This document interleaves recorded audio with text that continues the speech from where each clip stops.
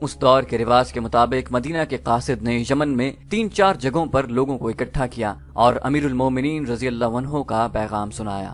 اس کا اثر یہ ہوا کہ ایک سردار ذوالقلعہ حمیری نے نہ صرف اپنے قبیلے کے جوان آدمیوں کو تیار کر لیا بلکہ اپنے زیر اثر چند اور قبیلوں کے لڑنے والے آدمیوں کو ساتھ لیا اور مدینہ روانہ ہو گئے۔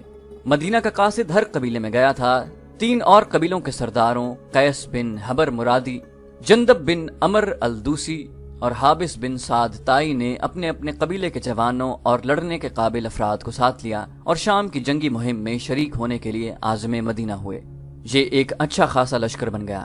ہر فرد گھوڑے یا اونٹ پر سوار اور ہر قسم کے ہتھیاروں سے مسلح ہو کر آیا۔ یہ لوگ تیروں کا ایک بہت بڑا ذخیرہ بھی ساتھ لائے۔ مدینہ میں اس لشکر کا اجتماع 634 عیسوی محرم 13 ہجری میں ہوا تھا۔ امیر المومنین ابو بکر صدیق رضی اللہ عنہ نے خود اس اجتماع کے ہر آدمی کو اچھی طرح سے دیکھا کہ وہ تندرست ہے اور وہ کسی کے مجبور کرنے پر نہیں بلکہ جہاد کا مطلب اور مقصد سمجھ کر خود آیا ہے۔ پھر اس لشکر کی چھان بین یہ معلوم کرنے کے لیے کی گئی کہ ان میں کئی افراد مرتدین کے ساتھ رہے اور مسلمانوں نے ارتداد کے خلاف جو جنگ لڑی تھی اس میں وہ مسلمانوں کے خلاف لڑے تھے۔ انہوں نے اسلام تو قبول کر لیا تھا لیکن ان پر بھروسہ نہیں کیا جا سکتا تھا۔ مرتدین نے یہ عادت بنا لی تھی کہ مرتد بنے رہے۔ جب مسلمانوں کے ہاتھوں میدان جنگ میں پٹ گئے تو اسلام قبول کر لیا، مگر مسلمان ان پر بھروسہ کر کے ان کی بستیوں سے ہٹے تو ان میں سے کئی ایک اسلام سے منحرف ہو کر پھر مرتد ہو گئے۔ مدینہ میں چھان بین کی گئی تو ان میں سے بعض کو لشکر سے نکال دیا گیا۔ باقی لشکر کو 4 حصوں میں بانٹ کر ہر حصے کا سالار مقرر کیا گیا۔ ہر حصے میں 7000 آدمی تھے، یعنی لشکر کی تعداد 28,000 تھی۔ زیادہ تر مورخوں نے یہ تعداد 30,000 لکھی ہے۔ ایک حصے کے سالار عمر بن العاص رضی اللہ عنہ، دوسرے کے یزید بن ابی سفیان رضی اللہ عنہ، تیسرے کے شرجیل بن حسنہ اور چوتھے حصے کے سالار ابو عبیدہ بن الجراح رضی اللہ عنہ تھے۔ ان سالاروں نے چند دن لشکر کو بڑے پیمانے کی جنگ لڑنے کی ٹریننگ دی، جس میں مارکے کے دوران دستوں کا آپس میں رابطہ اور نظم و نسق قائم کرنا شامل تھا۔ اپریل 634 عیسوی صفر 13 ہجری کے پہلے ہفتے میں اس لشکر کو شام کی طرف کوچ کا حکم ملا۔ ہر حصے کو الگ الگ مقامات پر پہنچنا اور ایک دوسرے سے الگ کوچ کرنا تھا۔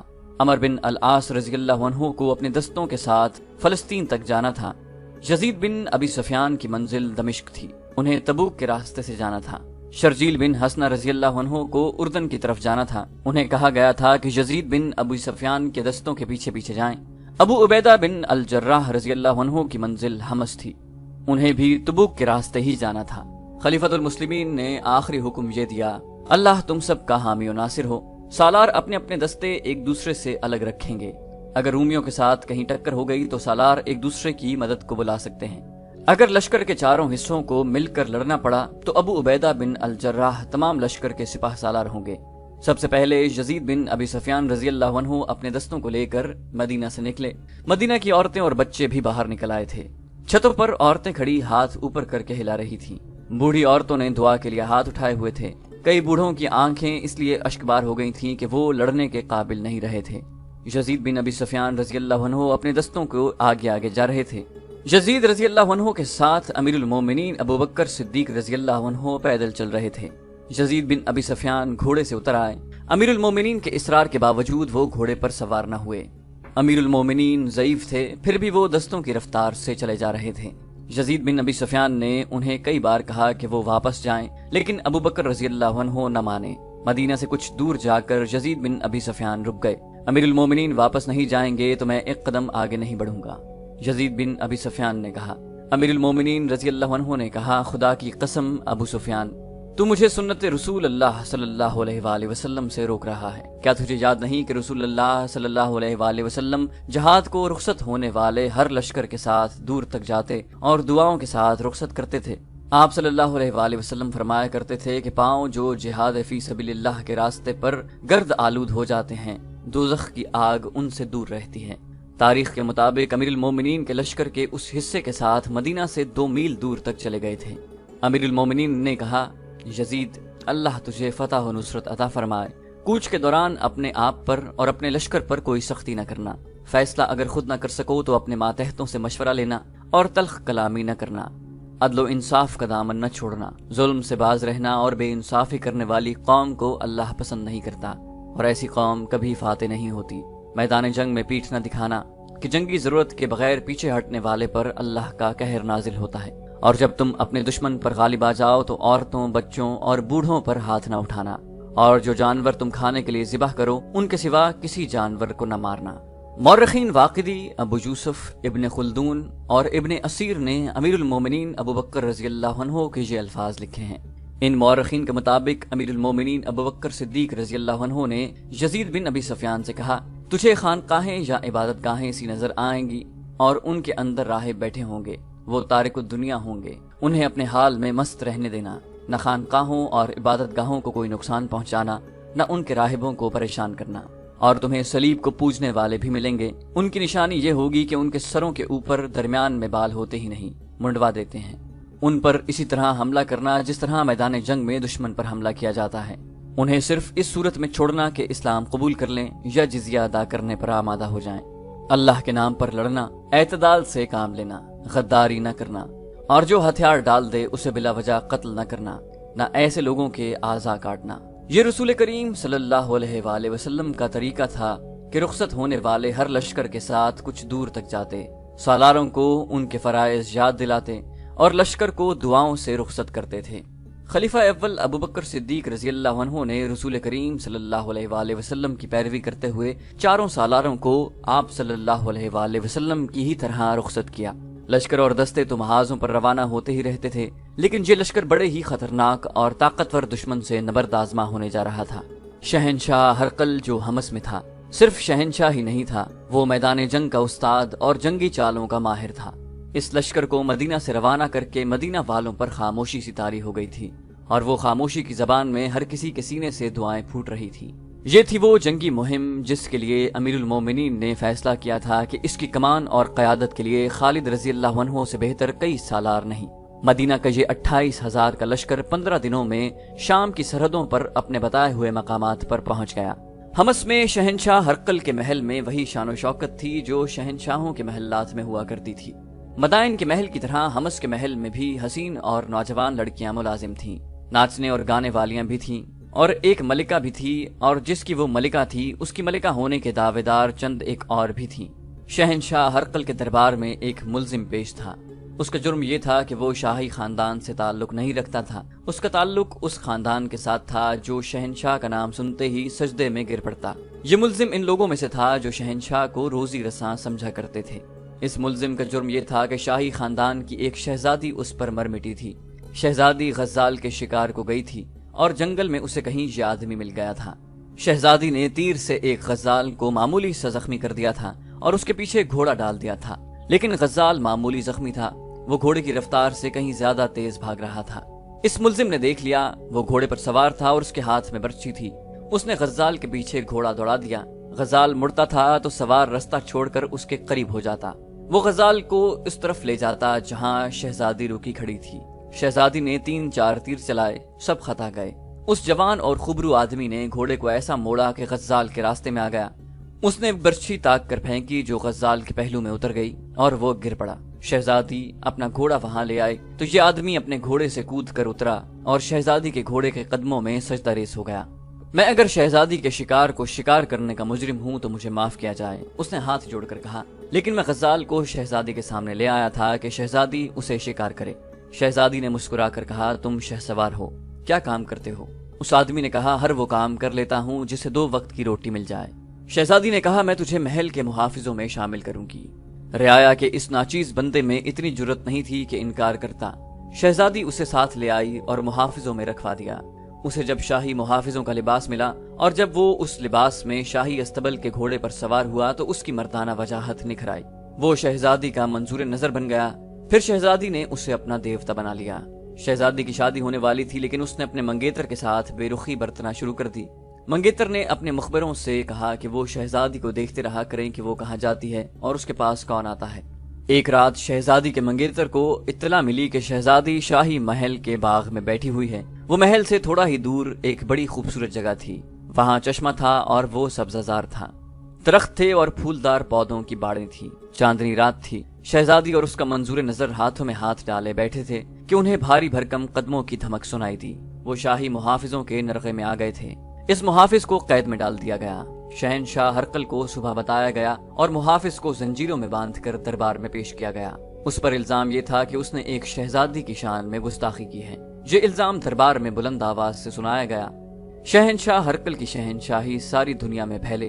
ملزم نے کہا، شہزادی کو دربار میں بلا کر پوچھا جائے کہ میں نے گستاخی کی ہے یا محبت کی ہے، اور محبت میں نے نہیں شہزادی نے کی ہے۔ شہنشاہ ہرقل نے گرج کر کہا، لے جاؤ اسے، رتھ کے پیچھے باندھ دو، اور رتھ اس وقت تک دوڑتی رہے جب تک اس کا گوشت اس کی ہڈیوں سے الگ نہیں ہو جاتا۔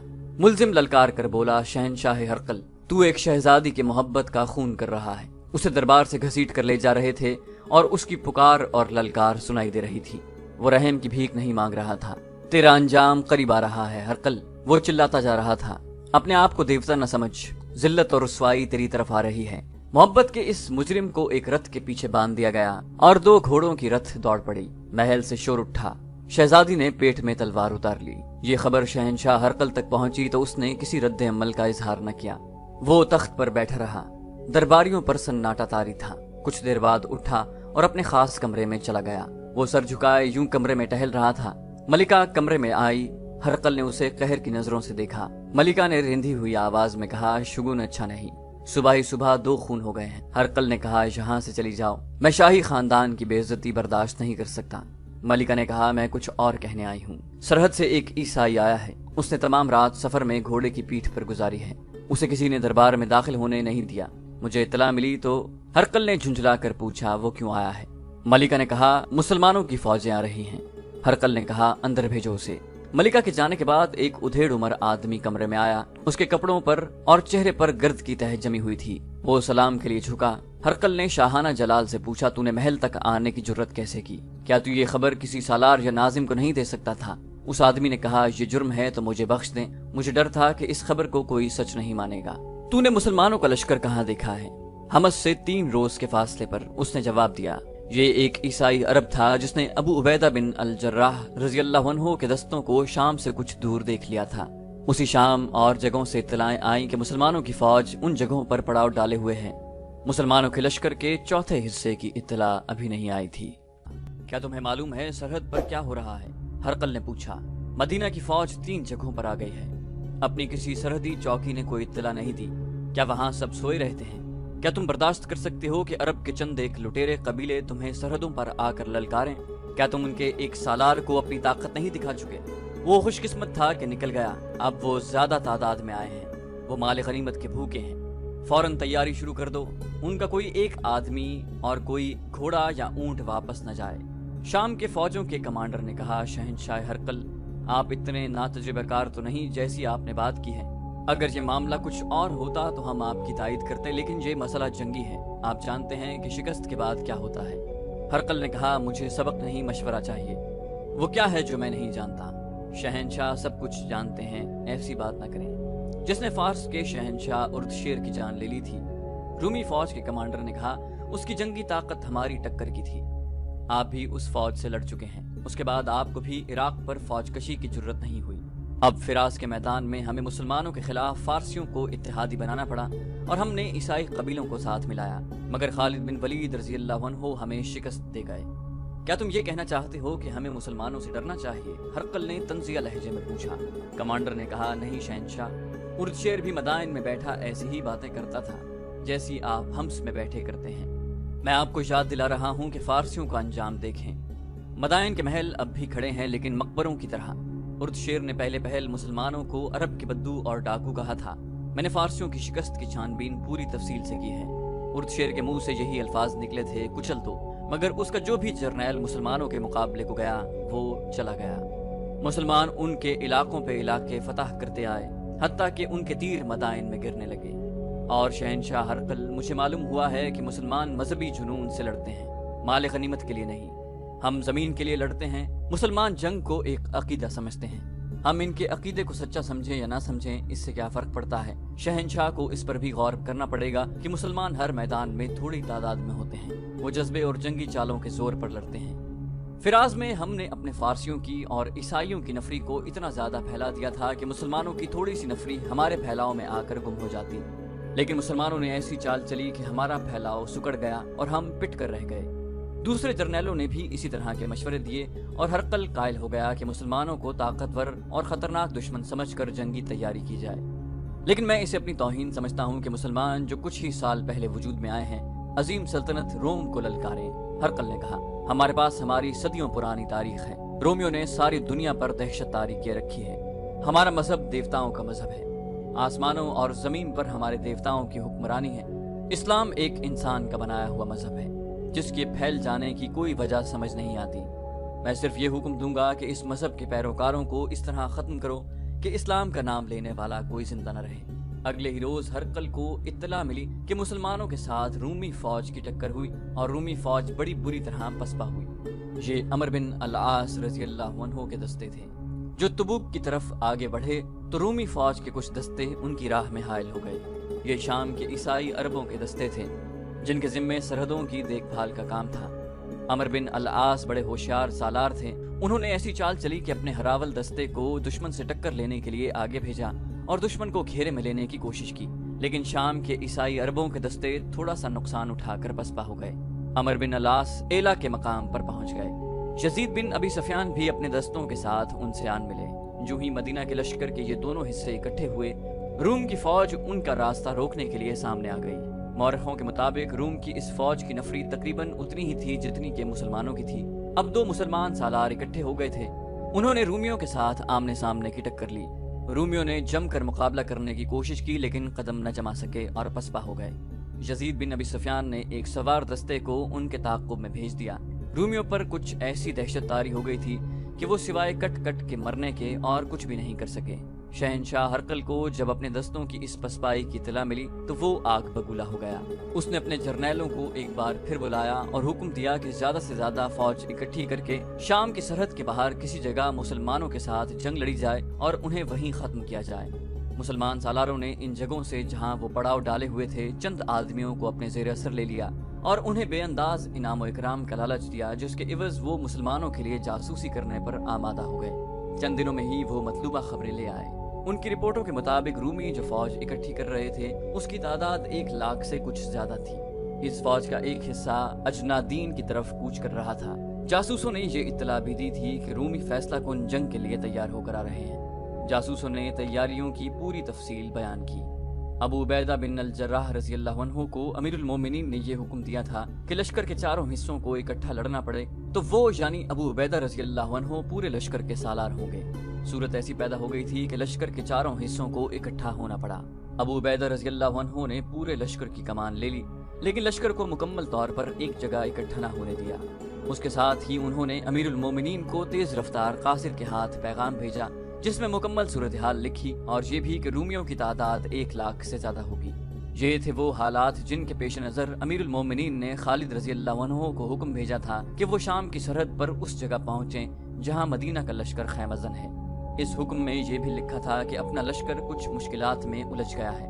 اس پیغام نے خالد رضی اللہ عنہ کو پریشان کر دیا تھا۔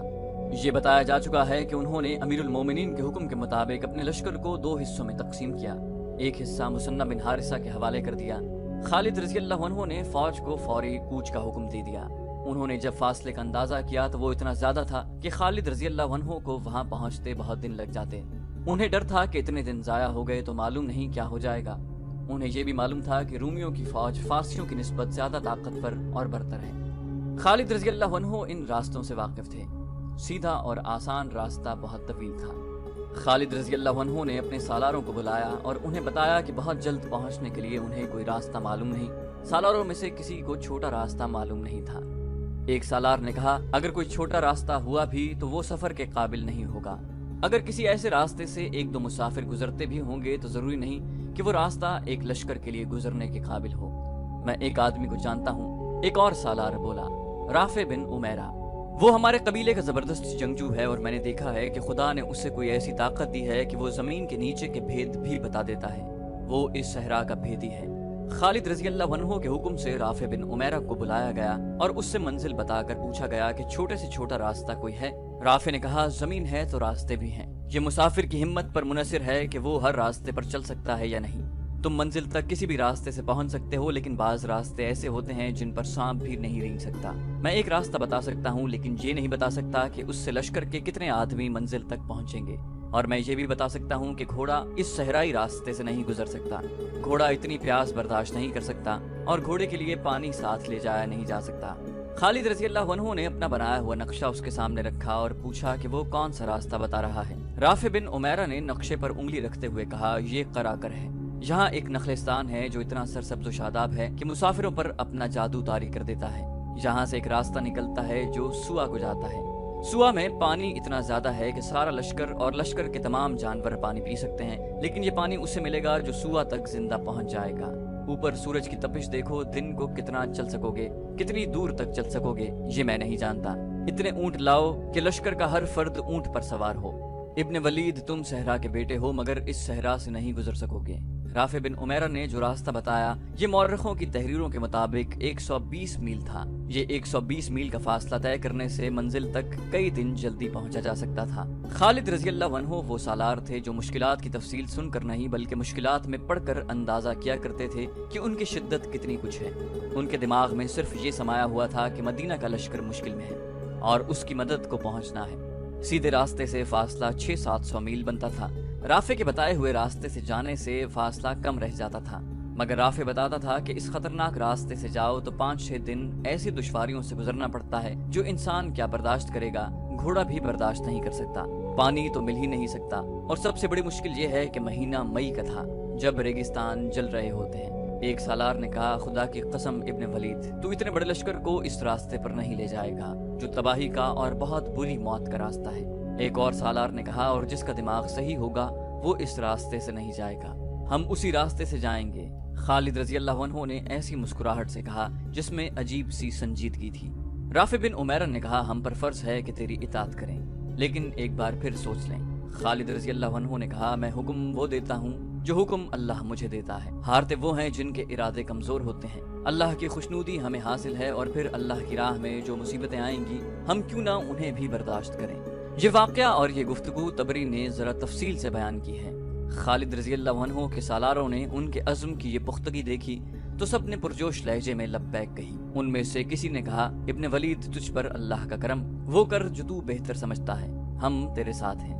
خالد رضی اللہ عنہ نے اس سفر پر روانگی سے پہلے ایک حکم یہ دیا کہ لشکر کا ہر فرد اونٹ پر سوار ہوگا، گھوڑے سواروں کے بغیر پیچھے پیچھے چلیں گے۔ دوسرا حکم یہ کہ عورتیں اور بچوں کو مدینہ بھیج دیا جائے۔ سالاروں کو خالد رضی اللہ عنہ نے کہا تھا کہ تمام لشکر کو اچھی طرح بتا دیں کہ وہ ایسے راستے سے جا رہے ہیں جس راستے پر پہلے کبھی کوئی لشکر نہیں گزرا۔